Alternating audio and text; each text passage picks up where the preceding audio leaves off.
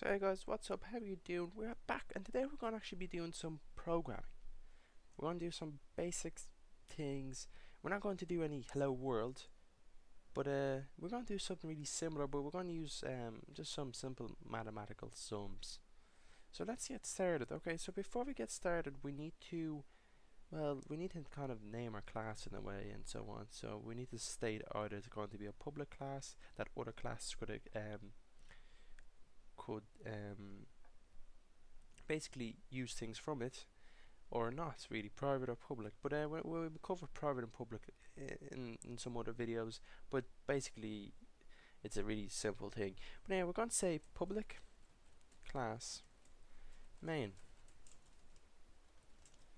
So main is just, we chosen main because, well, our file name of our Java file is main. So if the name of the Java file was first, we'll write in first here. If it was banana, then we'll write in banana.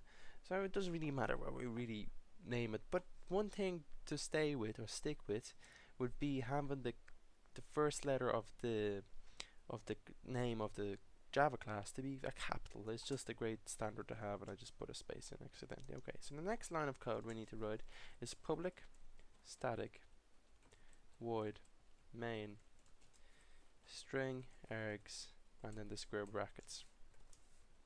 There's a little thing about these square brackets. These square brackets, as you can see here, that are highlighted or selected, you could move them over here and it will perfectly work. Your program will perfectly work. But I'm kind of used to it, so I just keep it here. Just so if you see any source code and you see the square brackets in a different area, just so you know. Okay, so let's actually get started. Okay, so moving back to our data types, you know, the ints, the doubles, the floats, and whatever else. Let's actually create a variable with one of those data types. So let's say int num1 equals 12. Okay, so now let's write a line of code that will print out whatever we really want to. So, and it will print out to the console. So yeah, so we're going to write it like this: system.out.println. There's also print. There's println, as you could see on the screen, and there's also printf. I'll explain those later on in some other video again. So then we just put in these brackets, rounded brackets, and let's write in 2 plus 2. Simple, really simple. So if I run this, the answer is going to be 4 because, well, it is a simple mathematical sum. So you're going to see 4 over here. I'm just going to highlight it here, 4. So you see how it works. Okay, so let's actually change something. Let's change the 2 to our variable. So what we're going to write, we're just going to need to write num1. That's all we write. So now the answer will be 14. 14. So you see how it really works. We could also do the same thing with double. Let's just write in double and let's call it num2. You cannot call the variable the same name because num1 already exists, so you're gonna have to call it something else. You can't have variables that are twice basically, because it's reserved already. Okay, so let's say, I don't know, 5.0.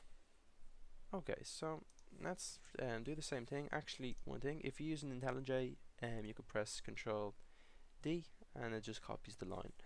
So let's change this to num2 simply. So you pretty much know what the answer will be. It's going to be 7.0. So as you see, okay, so let's actually do something else. Let's write in 0.5. So now it's going to be 7.5. So you could see how it really works. So yeah, that's really how you kind of make your variables to print out numbers. You could even just remove the 2 and it's just going to print out the variable. So you could see how it works. Just experiment with it and you will understand more about it. So guys, I think the next thing we're going to be covering is some strings. So print out strings, and it's easy enough too. Not strings, but just print out a sentence. Strings will be probably in the same video. So guys, thanks for watching. Do subscribe and I'll see you in the next one.